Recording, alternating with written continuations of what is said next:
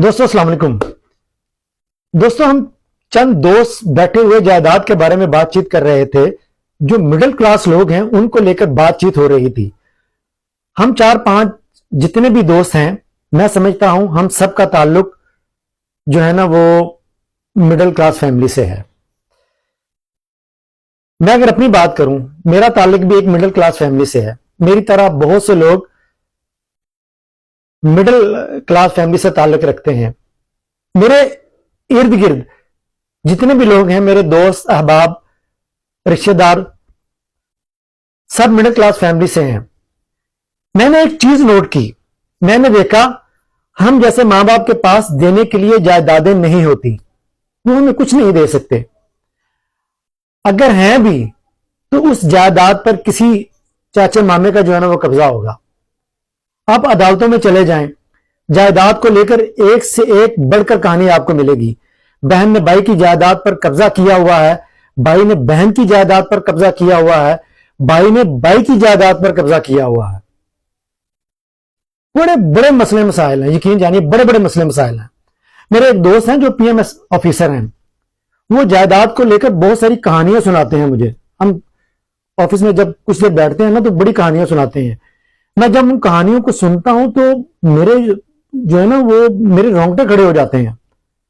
मुझे एक बात समझ नहीं आती, जो लोग दूसरों की जमीन जायदाद पर कब्जा करते हैं, यार वो अल्लाह को क्या जवाब देंगे? मैं हैरान होता हूं। मैं अगर अपने वाले साहब की बात करूं तो उनकी जितनी भी जमीन है वो हमारे चचाओं के पास है। ये कह सकते हैं कि उनके कब्जे में है, कह सकते हैं कि उनके कब्जे में है। एक अरसा बीत गया, वाले साहब 85 साल के करीब हैं, लेकिन हमारे चचाओं ने आज तक ये नहीं कहा कि जमीन का बंटवारा किया जाए। एक अरसा बीत गया, कभी भी मैंने उनके मुंह से यह नहीं सुना कि अपनी अपनी जमीन लें और फारिग हो जाएं। आते हैं, मिलते जुलते हैं और चले जाते हैं। कुछ तेरियां मेरियां भी हैं, मतलब चलती हैं, और मेरे ख्याल में ये चलती रहेंगी। सब एजेड हो गए, बड़े हो गए, लेकिन बात करने को कोई भी तैयार नहीं। जायदाद को लेकर जिससे भी बात करो, क्या करना है, अच्छा एक कहता है उसके पास चले जाओ, दूसरा कहता है उसके पास चले जाओ, तीसरा कहता है यूं ना गल करो। कोई बात समझ ही नहीं आ रही। बस मैं इतना कह सकता हूं, मैं यकीन के साथ बस इतना कह सकता हूं, वो इंतजार में है। कुछ चीजें जो मेरे इल्म में है, वक्त आने पर आपको बताऊंगा। हां, मैं अगर अपने देश की बात करूं तो यहां बात ही कुछ हो रहा है। 3-4 भाइयों में से जिसके पास 4 पैसे हैं वो कहता है जो बात मैं कहूंगा, जो फैसला मैं करूंगा, उस फैसले को माना जाए। जो मैंने कह दिया वो ठीक, बाकी जो लोग या जो भाई फैसला करेंगे वो गलत, या जो बात मैं कहता हूं वो सच है, दूसरा बंदा जो बात कहता है वो गलत है। जिसके पास पैसे हैं वो कहता है मैं ठीक हूं, मेरे बच्चे ठीक हैं, मेरी बीवी ठीक है। दूसरा भाई, उसके बच्चे भी गलत, उसकी बीवी भी गलत, यानी कि पूरा खानदान गलत। अगर ठीक है तो पैसे वाला। ऐसा क्यों है, ये बात आज तक मेरी समझ में नहीं आई। खैर, वो एक अजीब सी कहानी शुरू कर दी मैंने, जाना किसी और मौजू की तरफ था, चल निकला कहीं और। खैर, बात हो रही थी मिडिल क्लास फैमिली की। हमारे मां बाप के पास तो सिर्फ उनकी जिंदगियां होती हैं जो वो खामोशी से हम पर लगा देते हैं। वो अपनी ख्वाहिशों को पीछे छोड़कर हमारी जरूरतों को आगे रखते हैं। अपनी नींदें कुर्बान करके हमें जो है ना वो सुकून देते हैं, और अपनी थकन छुपाकर हमारे चेहरों पर खुशी देखना चाहते हैं।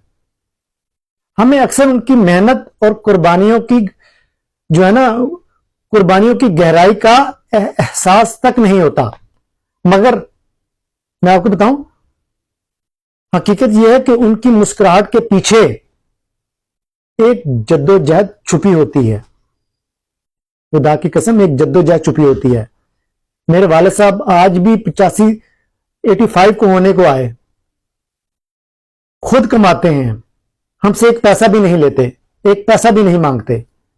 हाँ, हम अपनी मर्जी से अगर कुछ कर दें तो कर दें, लेकिन उन्होंने कभी कुछ नहीं मांगा, कभी भी कुछ नहीं मांगा। मैं आप सबसे भी यही कहूंगा, ماں باپ سے جب بھی بات کریں تو لہجے میں نرمی، چہرے پر مسکراہٹ اور دل میں شکر جو ہے نا وہ ہونا چاہیے، کیونکہ یہی وہ لمحے ہوتے ہیں جو ان کے لیے سب سے بڑی جو ہے نا وہ خوشی بن جاتے ہیں، اور یہی ہمارا جو ہے نا میں سمجھتا ہوں کہ اصل سرمایہ بھی ہے۔ بات میری کچھ چند باتیں اگر کسی کو بری لگی ہو تو میں معذرت چاہوں گا، بہرحال جو بات دل میں تھی وہ میں نے کہہ دی۔ دیکھنے اور سننے والوں کا بہت شکریہ۔